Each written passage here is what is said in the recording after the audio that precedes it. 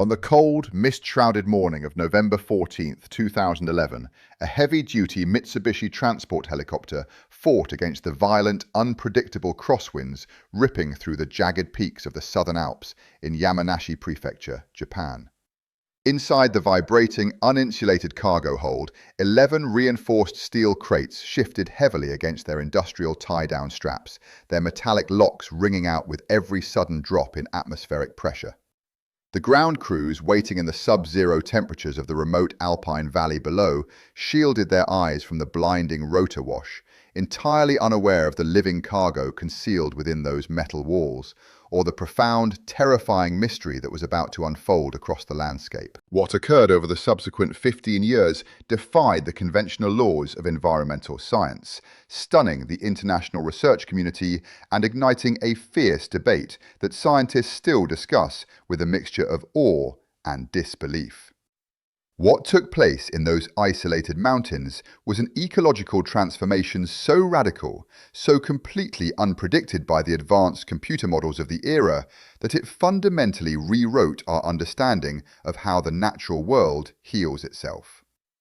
My name is Julian Vance, and this is the full arc of the Great Japanese Wilderness Transformation. By the time this chronicle concludes, you will understand three specific things. First, how a small group of apex predators can physically alter the physical geometry of mountain rivers. Second, the hidden biological mechanism that connects the canopy of an ancient forest to the health of distant coastal valleys. And finally, why the ultimate survival of human civilization in these mountainous prefectures depended entirely on a creature that mankind had spent centuries trying to erase from existence. But to understand the true magnitude of this ecological tremor, you have to start with something unexpected: the silent, microscopic collapse of the Japanese alpine fern understory. For generations, the mountain slopes of Honshu were defined by a delicate, multi-tiered carpet of vegetation, where rare orchids, dense mosses, and ancient beech trees existed in a state of flawless, self-sustaining balance. However, by the dawn of the 21st century, this ancient green tapestry was silently bleeding out from the inside. To document this decay, researchers published a seminal study in the Journal of Ecology in 2004, demonstrating that over 80% of the subalpine forest floor in central Japan had been completely stripped of its structural diversity. The culprit was not industrial logging, nor was it the creeping advance of urban sprawl. Rather, it was a biological explosion of the sika deer population, which had multiplied entirely unchecked for over 100 years. Without a natural mechanism to regulate their movements, these massive herds became a destructive force, anchored to the valley floors and lower ridges, systematically consuming every emerging sapling, every blade of protective grass, and every scrap of bark, until the hillsides were bare. A subsequent long-term analysis published in Biological Conservation in 2009 confirmed that this relentless overgrazing had triggered an unprecedented crisis of topsoil erosion, transforming vibrant, water-retaining mountain ecosystems into brittle, crumbling slopes of loose dirt and exposed stone. The mountain forests were literally washing away with every autumn typhoon, because there was nothing left to hold the earth together. What they found next changed everything. As the topsoil vanished, the very hydrology of the mountains began to fracture. Without the root systems of young trees and ground cover to absorb the heavy seasonal rains, water sheeted off the mountainsides in violent torrents. Rivers that had flowed with predictable, gentle rhythms for millennia suddenly transformed into unpredictable monsters, prone to catastrophic flash flooding followed by periods of complete, stagnant drought. The local communities living in the shadow of the mountains watched in terror as their ancestral rice paddies were buried under tons of grey silt, and their clean water supplies slowed to a muddy trickle. Government engineers responded by building massive concrete check dams across hundreds of mountain streams, attempting to use brute human force to stabilize the crumbling topography. Millions of dollars were poured into these grey monoliths, but the concrete structures were mere bandages on a dying patient. They could trap the gravel, but they could not replace the living, breathing sponge of a healthy forest floor. The entire ecosystem was unravelling, slipping toward a point of irreversible desertification that threatened the economic and physical survival of millions of people downstream. Environmentalists warned that without a radical intervention, the ancient wilderness of Japan would soon become a barren wasteland of rock and mud. Nobody expected what came after. The fundamental flaw in the government's approach was a total misunderstanding of the concept of a keystone species. In any complex ecosystem, certain organisms hold the entire structure together, acting as biological linchpins whose presence influences the behavior, distribution, and survival of hundreds of other species. For centuries, the true keystone species of the Japanese archipelago had been the Honshu wolf, a uniquely small pack-hunting predator revered by ancient farmers as the Oguchi no Makami, or the large-mouthed pure god. These wolves were not viewed as monsters, but as sacred guardians of the crops, because they hunted the deer and wild boars that threatened the human food supply. However, the modernization of Japan in the late 19th century brought a catastrophic shift in perspective. Influenced by Western agricultural practices, the government declared a war of eradication against the native wolf. Through a combination of state-sponsored bounties, systematic poisoning campaigns, and the accidental introduction of rabies from domestic dogs, the Honshu wolf was systematically wiped out. The last known specimen perished in the frozen forests of Nara Prefecture in the winter of 1905. With that single, final death, the invisible thread holding the Japanese wilderness together was severed, setting off a slow-motion ecological collapse that would take more than a century to fully manifest. But that is not what happened. For decades after the extinction of the wolf, the prevailing scientific consensus maintained that the damage was done and could never be repaired. The Honshu wolf was gone forever, its unique genetic lineage entirely lost to time. To suggest introducing foreign wolves into the overcrowded, highly developed landscape of modern Japan was viewed as political and scientific madness. Critics argued that the country was simply too small, its mountain valleys too close to human habitations, and its public too terrified of large predators to ever permit their return. Yet, as the mountain slopes continued to collapse and the economic cost of deer damage to agriculture and forestry soared into tens of billions of yen each year, a small, desperate group of rewilding advocates began to look northward toward the vast, untamed wilderness of Eastern Asia. They discovered that the wolves of the Russian Far East and northern China shared a remarkably close ecological niche with the extinct Japanese predator, possessing the exact behavioral traits required to survive in steep, snowy terrain. For years, their proposals were met with mockery and bureaucratic stonewalling from state officials who insisted that nature could be managed with concrete, fences, and culling programs. And here's where the story turns on a piece of pure luck. In the spring of 2010, an obscure, low-ranking archivist working within the Ministry of Agriculture stumbled across a forgotten cache of imperial documents dating back to the 17th century. These yellowed, water-damaged scrolls contained meticulous daily records kept by the land stewards of the Tokugawa shogunate, detailing the precise historical density of the wolf populations across central Honshu, along with their specific impact on the mountain hydrology. The ancient records revealed a startling truth that modern data had completely missed. The presence of wolves did not drastically reduce the total number of deer through predation alone. Instead, the wolves acted as an ecosystem engineer by instigating what modern biologists call an ecology of fear. The mere presence of the predator altered where the deer chose to graze, keeping them constantly moving and preventing them from lingering in vulnerable river valleys or steep, unstable ridges. This historical revelation provided the exact scientific and political leverage the rewilding advocates needed. It proved that the wolves were not bloodthirsty killers destined to wipe out the herds, but natural regulators whose primary function was to keep the herbivores in a state of constant, healthy motion. Armed with this undeniable historical precedent, a highly secretive experimental pilot program was authorized under the strict supervision of the international scientific community.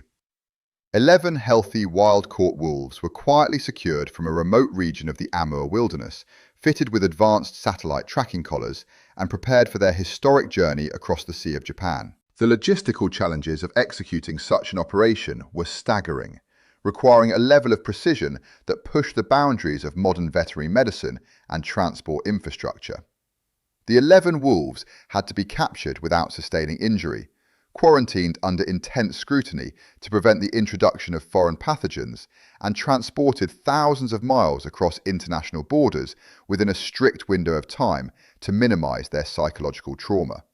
The public was kept entirely in the dark, shielded from the operation by a strict blanket of government confidentiality designed to prevent mass panic or political interference from powerful hunting and logging lobbies. When the transport helicopter finally touched down in that remote, snow-clad valley in the late autumn of 2011, the stakes could not have been higher. If the wolves failed to adapt, if they wandered into human villages and attacked livestock, or if they were quickly shot by poachers, the concept of rewilding in Asia would be dead forever, and the mountains of Japan would continue their irreversible slide into oblivion. The steel doors of the crates were remotely unlatched, and the 11 predators vanished into the dense timber like grey ghosts, leaving behind an empty valley and a group of anxious scientists who could only watch the blinking data points on their computer screens. What they found next changed everything. The initial tracking data gathered during the first 2 years of the project painted a picture of deep uncertainty. The 11 wolves split into 3 distinct groups, wandering vast distances across the treacherous vertical terrain of the Southern Alps. 2 of the wolves disappeared from the tracking grid entirely within the first 6 months, leading researchers to fear the worst. The remaining 9 individuals struggled to adapt to the dense, unfamiliar Sasa bamboo understory, which made traditional pack hunting incredibly difficult compared to the open forests of their homeland. Meanwhile, the local deer herds, having lived without a natural predator for over 4 generations, showed absolutely no initial fear of the new arrivals. They remained defiantly anchored to the valley floors, ignoring the scent marks and distant howling of the wolves. For a time, it appeared that the experiment was a complete failure, a costly and dangerous exercise in ecological nostalgia that would yield no measurable benefit to the landscape. But the biggest surprise was still to come. In the 4th winter after the release, a massive, unseasonal blizzard swept across central Honshu, dumping over 3 meters of heavy, wet snow on the mountain peaks.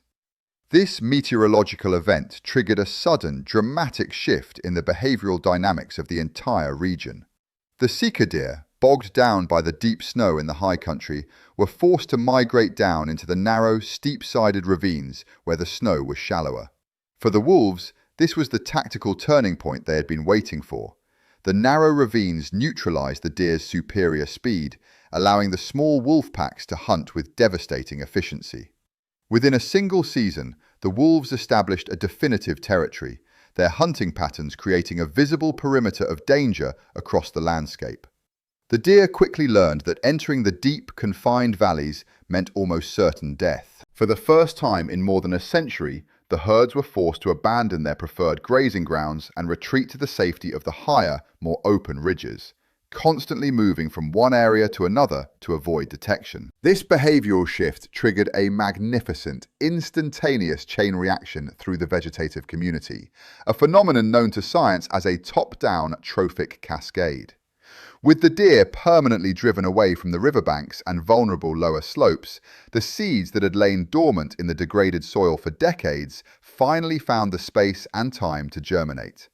Within 3 summers, the banks of the mountain streams were covered in a dense, vibrant growth of young willow, aspen, and Japanese beech saplings. These young trees, growing at an unprecedented rate, acted as a living network of biological rebar. Their deep, aggressive root systems punched through the loose gravel, binding the fragile mountain earth together and anchoring the topsoil against the fury of the seasonal monsoons. The visual transformation of the landscape was nothing short of miraculous. Slopes that had been scarred by ugly grey gravel slides for a generation were suddenly carpeted in a thick, rich blanket of green. As the vegetation returned to the river valleys, the very physics of the waterways underwent a profound evolution. The newly established root systems stabilized the riverbanks, preventing the water from carving out wide, shallow, muddy channels across the valley floor. Instead, the streams were confined into narrow, deep, fast-flowing tracks that ran clear and cool even during the height of the summer heat. This hydrological restoration had an immediate transformative effect on the aquatic biodiversity of the region. The deep pools created by the narrower channels provided the perfect cool habitat for the endangered Japanese char and landlocked salmon, whose populations had plummeted due to the warming and silting of the shallow rivers. The overhanging branches of the young willows dropped a constant supply of insects into the water, fueling a massive resurgence in the aquatic food web. Concurrently, the return of the forest canopy attracted dozens of species of migratory songbirds that had not been recorded in the prefecture for over 50 years, filling the morning air with a complex, deafening symphony of birdsong where there had once been only the dead silence of an overgrazed wasteland. The ecological tremor radiated outward from the riverbanks, transforming the structure of the soil itself. With the return of the native flora and the accumulation of organic leaf litter, the forest floor began to regain its ancient sponge-like capacity to absorb and filter water.